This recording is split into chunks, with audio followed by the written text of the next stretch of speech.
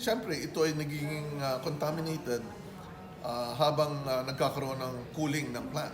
Pero ang contamination ay pwedeng ah, mapababa doon sa requirement sa pamamagitan ng mga treatment method. No? So, ibig sabihin, napababa na nila ito. Kaya ligtas na ito kung sakaling yung mga particular na radioactive nuclides ang ating pag-usapan. Ang isa na lang na ditong tinitingnan nila yung tritium na isang part ng hydrogen at part ng tubig. Ayon sa kanilang report, no, mga June pa ito natin nakita, ayon sa Philippine Nuclear Research Institute, titingnan nila kung anong epekto nito sa mga organism kung mayroon man.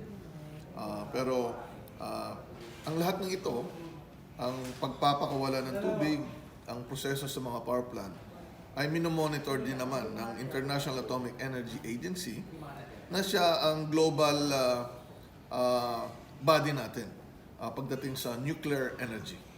So dapat sir, walang kailangang ipangamba yung mga fisher folk kasi sabi nila sir, mayroon daw tong possible maka-apekto sa mga mahuhuling isda.